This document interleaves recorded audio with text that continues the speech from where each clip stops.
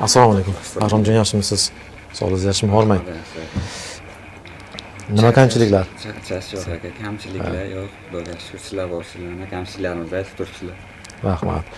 Bitta kamchilik chiqyapti, shuni bir bartaraf qilishingiz kerak. 78-sonli qaror chiqqan.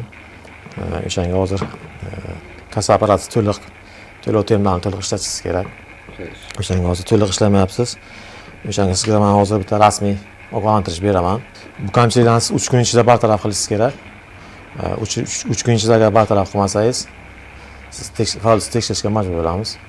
O'sha uchun iltimos kamchiliklarni to'liq bartaraf qilib, to'liq kasaba ishlatishga rioya qilasiz. Hozir men sizga rasmiy ogohlantirish beraman. Rasmiy ogohlantirishning bir nusxasi shaxsiy kabinetingizga ham boradi.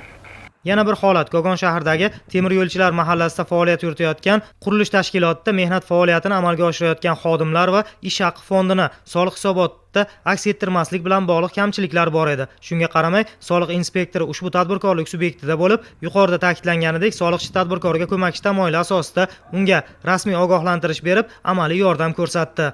Assalomu alaykum. Aka, yaxshimisiz? Temisiz? Rahbaringiz yo'qlarmi? Yo'q, rahbar ketgan edilar, men yordamchilarim. Aka, meni ismim Mirfayz, Sherni soliq inspektoriman, Hamroyev.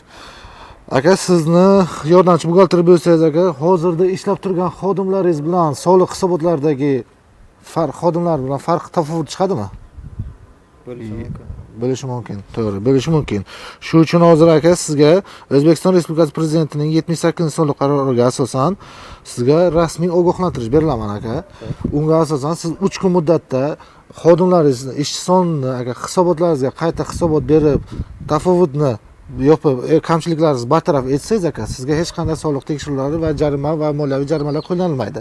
Agar 3 kun muddatda o'sha hisobotlaringizni qayta topshirmasangiz, kamchiliklaringizni bartaraf etmasangiz aka, sizga sayyor soliq tekshiruvi haqida buyruq chiqib, sizni jarimaga tortish haqida ogohlantirish uchun keldim aka. Shuning uchun hozirda rahbaringiz yo'qliklari sabab sizni buxgalter sifatida ro'yxatdan o'tganligingizni tekshirib, sizga ogohlantirish beriladi va 3 kunda rahbaringizga bilintirasiz. 3 kun ichida bu kamchilikni bartaraf qilasiz. Hozir berilgan ogohlantirish xatimiz sizning shaxsiy kabinetingizga ham buriladi. Bir so'z bilan aytganda, bugungi kunda soliq organlari tomonidan tadbirkorlarga xato va kamchiliklarni ko'rsatgan holda ularni bartaraf etishga imkoniyat berilayotgani muhim ahamiyat kasb etmoqda. Ammo ushbu rasmiy ogohlantirishlardan xulosa chiqarish tadbirkorlarning o'z qo'lida. Aks holda ogohlantirishdan keyin 3 kun ichida soliqqa oid huquqbuzarlik bartaraf etilmaganligi yoki takroran aniqlanganligi sayyor soliq tekshiruvini o'tkazish uchun asos bo'ladi. Tahlillarga ko'ra, joriy yilning o'tgan davrida viloyatda jami 692 ta holatda savdo qoidalariga amal qilmasdan, ya'ni onlayn nazorat kassa texnikasidan foydalanmasdan savdo hamda xizmat ko'rsatish faoliyati bilan shug'ullanayotgan subyektlar aniqlandi. 173 ta holatda noqonuniy dori vositalari, tamaki hamda alkogol mahsulotlari savdosining oldi olindi. Olib borilayotgan tushuntirish va targ'ibot tadbirlari natijasida 722 nafar jismoniy shaxslarning tadbirkorlik subyekti sifatida davlat ro'yxatidan o'tkazilishi va onlayn nazorat kassa mashinalari hamda to'lov terminallari bilan jihozlanishi ta'minlandi. Viloyatdagi xo'jalik yurituvchi subyektlarda norasmiy ishlab kelayotgan 28 ming nafardan ortiq ishchi xodimlarning faoliyati legallashtirildi. Qayd etish lozim, Buxoro viloyatida soliq idoralari tomonidan yuqoridagi kabi holatlarning oldini olish borasida izchil ishlar davom ettirilmoqda.